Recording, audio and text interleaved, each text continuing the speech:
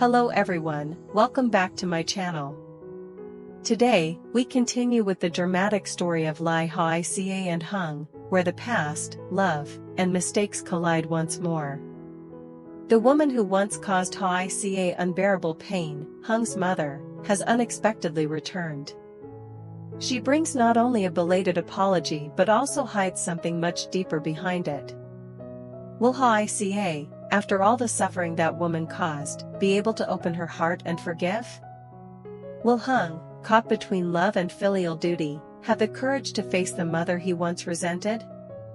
And Hùng mother, the woman who once led her family into tragedy, has she truly returned out of remorse, or is there another hidden intention behind her comeback?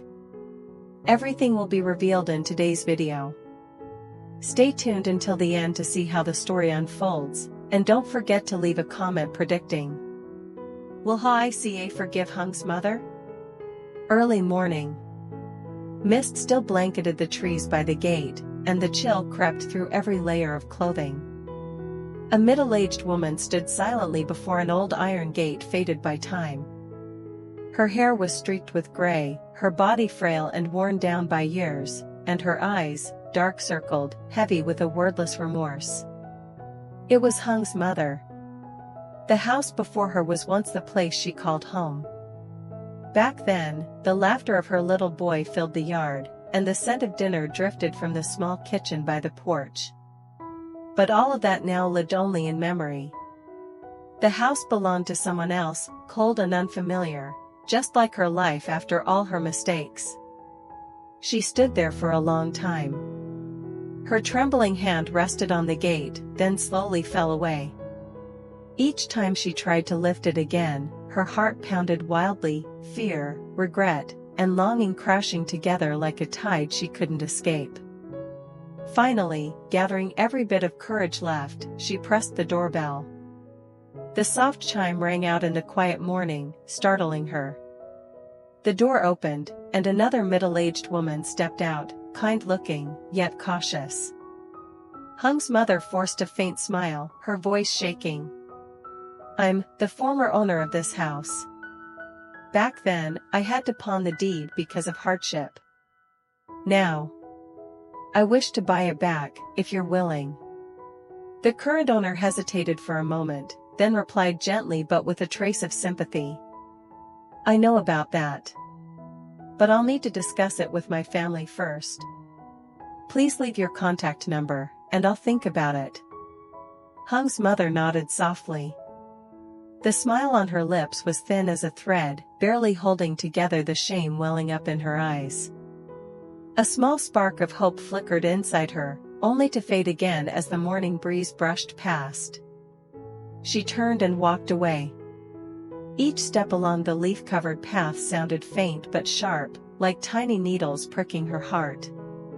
Behind her, the gate closed slowly, separating past from present, and shutting her away from the only thing that had ever made her feel like a mother.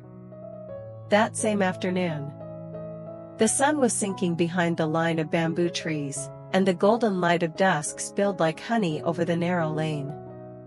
The air was eerily quiet, only the rustle of dry leaves underfoot and the faint whistle of wind through the old iron fence could be heard. Hùng mother walked slowly, her posture weary and worn. Every step seemed heavy, burdened by the weight of countless thoughts pressing in on her heart.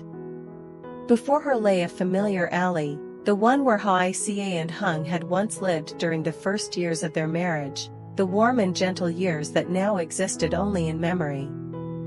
The gate was ajar, the yard empty except for a few wilted moss rose flowers, their petals dust-covered and faded yellow under the sun.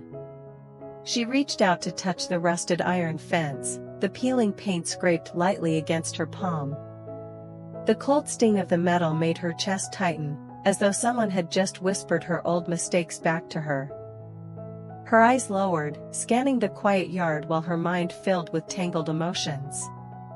Just then, the sound of footsteps echoed from the end of the alley. It was lythica's foster mother, carrying a market basket in her hand. Seeing a strange woman lingering by the gate, she asked in surprise, "Who are you looking for?" Hung's mother startled slightly, turning around with a faint, awkward smile on her tired face. She replied softly, trying to stay composed.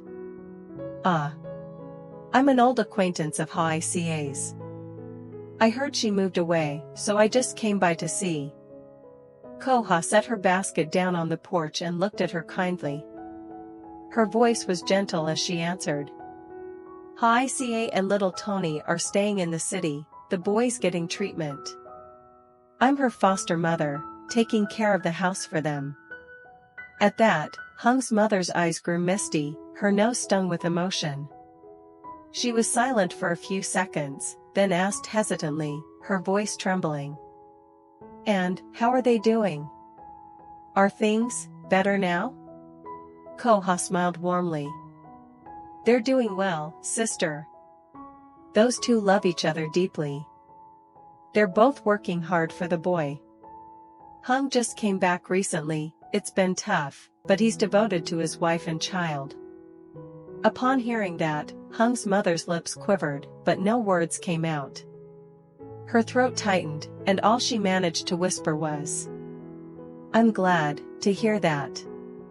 As long as they're happy, that's enough. Koha looked at her with sympathy and gently offered. Come in and have a cup of tea, it's too hot to stand out here. But Hung's mother shook her head, a sad smile tugging at the corner of her mouth. No, I'll be going now. Thank you, truly.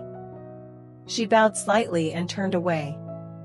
The last rays of sunlight stretched across her small, frail figure, her shadow wavering along the cracked road. The evening breeze lifted the hem of her faded blouse, a lonely, fragile sight that pierced the heart. Her silhouette slowly disappeared around the corner, leaving behind the silent yard and the wilted flowers swaying gently in the dusk. Everything seemed to stand still, as if quietly bidding farewell to a woman who had sinned, yet was still desperately searching for the pieces of a life she had long lost. That night, the hospital room was silent, broken only by the steady beeping of Tony's heart monitor. Hoài Ca sat by the bedside, gently smoothing the thin blanket over her son. The dim yellow light cast a soft glow on her face, weary, yet still calm and tender as always. The phone on the table buzzed. On the screen appeared a familiar name, Mom Ha calling. She quickly picked it up. Her foster mother's voice came through, warm and comforting. Ca, how's Tony doing, dear? Hoài Ca smiled faintly, her voice soft as a whisper. Mom, we're doing fine. The doctor said Tony's getting stronger, and he's starting to eat better too. Mom Ha's voice was filled with relief and affection. That makes me so happy. Just focus on taking care of him, alright? Don't worry about anything else, I've got everything handled at home. They chatted for a while about Tony's medication and daily routine. Then, as if suddenly remembering something, Mom Ha's tone grew quieter. Oh. I almost forgot. This afternoon, a middle-aged woman came looking for you. She said she was an old acquaintance. Hoài Ca froze. Her hand on the bed went still, eyes shifting toward the window as her voice faltered slightly. An old acquaintance? But I don't really know anyone back in the village anymore, Mom. Mom Ha chuckled softly, her voice still gentle. I know, I thought so too. But she spoke very politely and respectfully, nothing strange at all. I just thought you might know her, so I wanted to mention it. Hoài Ca was quiet for a few moments before replying, her tone subdued. I see, Mom. It's probably just a coincidence, don't worry. Mom Ha offered a few more words of care, then said tenderly. Alright, get some rest. You've got another long day with Tony tomorrow. I love you both so much. Yes, Mom. I love you too. The call ended, and the room returned to its familiar stillness. Hoài still held the phone in her hand, her eyes drifting toward the window. A face flashed in her mind, one both strange and familiar, the shadow of a woman who had once caused her the deepest pain. Her chest tightened, her heartbeat quickened. She took a deep breath, shook her head, and whispered to herself. No, it can't be. I'm just overthinking. But even with her eyes closed, the image of that woman lingered in the dark, haunting her thoughts, keeping her awake long into the night. Late at night. The office was bathed in the faint glow of yellow light. The sound of typing echoed softly, blending with the wind sighing through the foggy window panes. Hung sat alone in the duty room, his jacket draped loosely over his shoulders, a stack of unfinished reports lying before him. The light from his phone flickered, a call from Hoài. He answered, his voice softening the moment he heard her on the other end. Have you and Tony gone to sleep? Yes, he's asleep. I just wanted to talk to you for a bit. They exchanged a few gentle words before Hoài began slowly recounting what had happened earlier that day. Oh, right. Mom called me. She said a middle-aged woman came by the house, claimed to be an old acquaintance of mine, and asked about the two of us. Hung's brows furrowed slightly.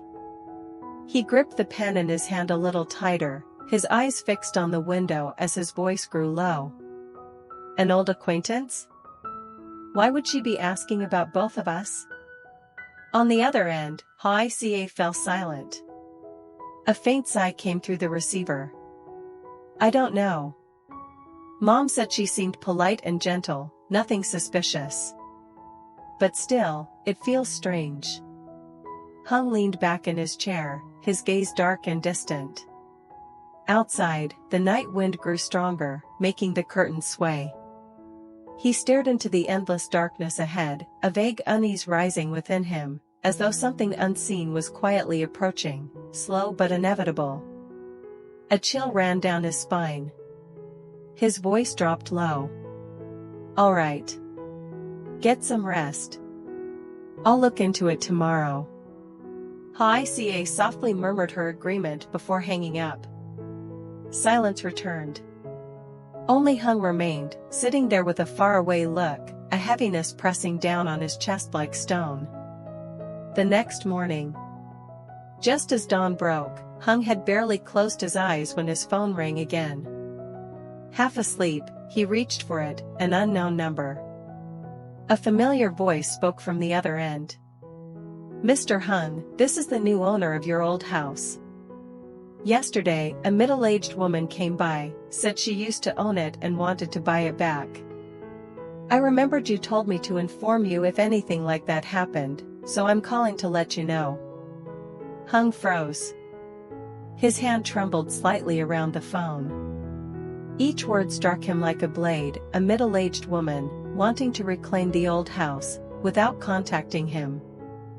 A heavy silence filled the air before he whispered under his breath, barely audible. Could it be, my mother? The room seemed to shrink around him. The entire office fell still, only the ticking of the wall clock remained, steady and rhythmic, like the quiet countdown to a coming storm. That afternoon. Dark clouds gathered thickly, swallowing the sky in a dull, heavy gray. The wind picked up, whipping through the trees, scattering leaves across the path. The air felt dense, as if a storm was brewing, not only outside, but within hearts as well. Koha had just returned from the market, a basket of vegetables still in her hand, her sandals damp from the rain. As she reached the gate, she froze. There, standing motionless under the drizzling rain, was Hung's mother, silent, her gaze filled with both guilt and determination. Her eyes, tired yet resolute, carried the weight of years of regret. Koha's voice cut through the wind, calm but cold. You've come again? I told you, Hoài and Tony aren't home. The wind blew harder, carrying the earthy scent of rain. Hung's mother didn't move. Her hands were clasped tightly together as she took a trembling breath. Her voice wavered, fragile as though every word might shatter in the storm. I just want to see them. I'm Hung's mother. The words stunned Koha. A long, suffocating silence followed. Rain drummed on the tin roof, echoing the pounding hearts of both women. Koha looked at her for a long moment, eyes a mix of shock and sternness. Her voice rose, clear yet laced with suppressed anger. Hung's mother? You mean the woman who left her own son drowning in debt, made him work himself to the bone to fix what you broke? Hung's mother bowed her head. Her frail shoulders trembled. Tears mingled with raindrops as they rolled down her hollow cheeks. Her voice cracked, each word breaking apart. I know. I was wrong. I just want to buy back the house, to make things right for him. Koha's hand clenched tight. Her tone hardened, cold as steel. Make things right? If you truly meant that, you wouldn't have left him to bear everything alone. Coming back now will only reopen old wounds. The air grew still again. Only the heavy rain filled the silence, each drop falling like the unspoken pain between the two women. Hung's mother stood there, motionless, tears still streaming. After a long pause, Koha sighed softly, her tone slow, steady, but unyielding, like a mother who had seen too much suffering. If you're truly sincere, I'll tell Hung what you said. But don't go near Hoài again. She's endured enough. A strong gust swept through, tugging violently at Hung's mother's tattered coat. She stood frozen, watching as Koha walked back inside, leaving her alone in the rain-soaked yard. Raindrops mixed with the bitter salt of her tears. A broken woman, struggling to find her way home. But realizing that the road back was no longer as simple as it once was. At the provincial hospital. The small patient room glowed under the cold white light, reflecting off a bowl of steaming porridge on the table. Hoài sat by the bed, patiently feeding Tony spoon by spoon. The little boy obediently opened his mouth, his round black eyes filled with trust as he looked at his mother. Outside, the hospital intercom echoed steadily, mingling with the footsteps of doctors passing through the long corridor. In that moment of peace, the phone on the table began to vibrate. On the screen appeared two familiar words, Mom Ha. Hoài quickly wiped her hands and picked up, her voice cheerful yet tinged with concern. I'm here, Mom. On the other end, Mom Ha's voice came through, steady but carrying the weight of someone who had just been through something heavy. My dear, today, I met Hung's mother. She came to the house, said she wanted to see you. The spoon in Hoài hand froze midair. Her eyes widened slightly, her breath catching for a moment. Her voice trembled. She was looking for me? Mom Ha slowly recounted everything, her tone calm but mixed with worry and tenderness. She said she wanted to buy back the old house. Then she asked about you and Tony. I told her you were at the hospital, and she just went quiet, didn't say another word, then left. Silence fell over the room. Hoài finally replied softly, her tone steady but faintly strained. I understand, Mom. I'm fine. All right, dear. Don't think too much. Just focus on Tony, Mom Ha said gently. When the call ended and the screen went dark, the room returned to its familiar stillness. But in Hoài eyes now lingered a deep sadness. She set the spoon down and looked at her sleeping son, her heart tightening in her chest. Old memories came rushing back like a cold wind. The days she was driven out of the house she once called home. The shouting, the tears, the words that cut like knives. It all came flooding back so vividly that she had to close her eyes to hold back tears. That woman, Hung's mother, the one she had sworn never to see again, had returned. Like an old wound ripped open once more. That night. A light rain began to fall, tapping softly on the window of the office where Hung sat working late. His phone rang, "Momha again." He answered, her hesitant tone carrying through the receiver. "My son. I don't know if I should tell you this, but today, I saw your mother. She came to the house and asked about Hoài Ca and Tony." Hung was silent. His eyes hardened, the sound of rain outside growing louder, heavier. When he finally spoke, his voice was low, tight. "She really came back?" "Yes," Momha replied softly. "But when she learned you were away on duty, she left again. Maybe, she still doesn't have the courage to face you." The line went quiet. Only the sound of rain and the ticking clock filled the space between them. When the call ended, Hung sat motionless at his desk, his hand gripping the phone tightly. The light above cast deep shadows across his face, weary and tense. After a long moment, he unlocked his phone and called Hoài Ca. His voice was deep and steady. "Stay at the hospital with Tony for now. Find a room nearby and don't come home yet. I have a bad feeling about this." On the other end, Hoài Ca softly replied, "All right," her tone calm but uncertain. Inside, her mind was tangled with worry. She knew, Hung wasn't afraid of his mother returning. He was afraid she'd hurt Hoài Ca again, reopen the scars both of them had spent years trying to heal. Outside, the rain kept falling, slow, persistent. As if the sky itself could feel the weight of two hearts still carrying the pain of the past. Late at night. The office was silent, lit only by the soft yellow glow of a desk lamp spilling over thick stacks of paperwork. The steady ticking of the clock mingled with the patter of rain tapping gently against the window. Hung was sorting through a pile of documents when his phone began to ring. He glanced at the screen, Tiu San.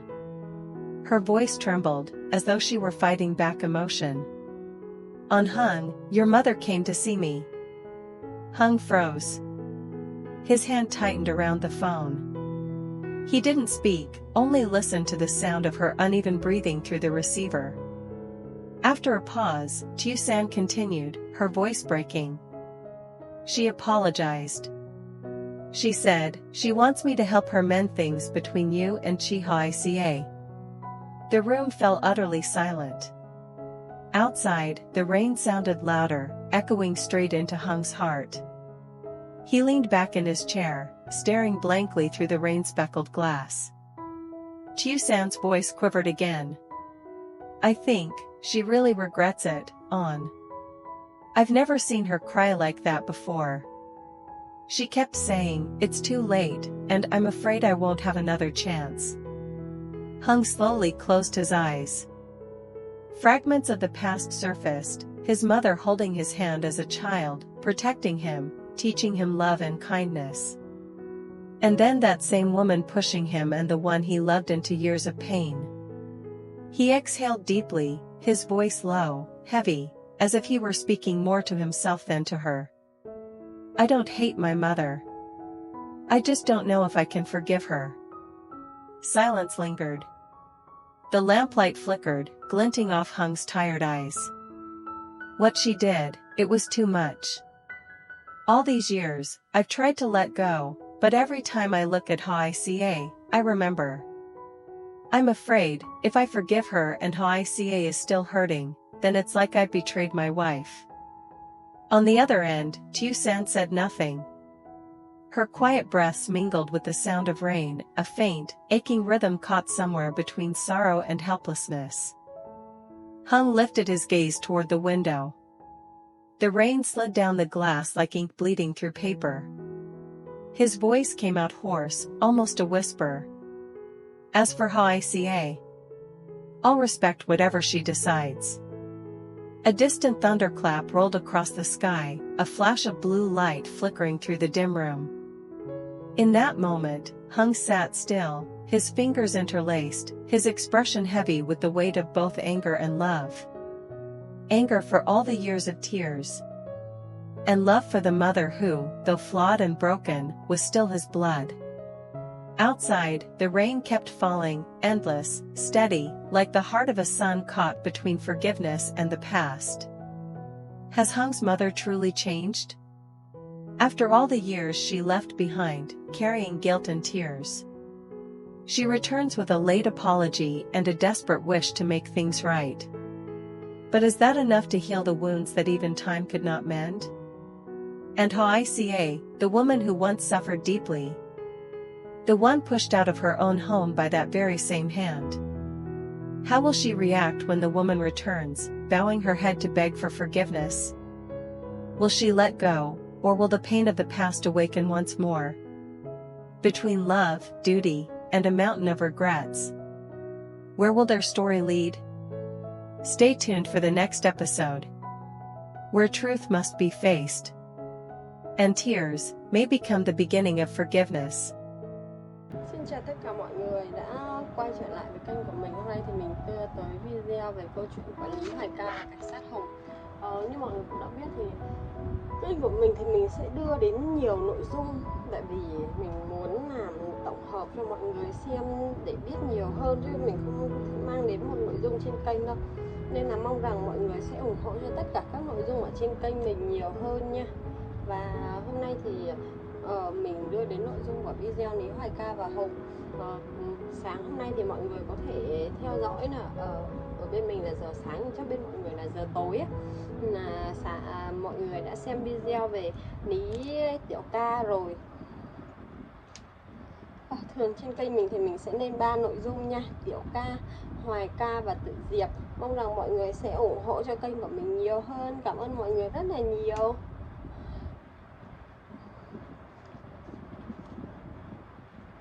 Tạm biệt, hẹn gặp lại mọi người trong video tiếp theo.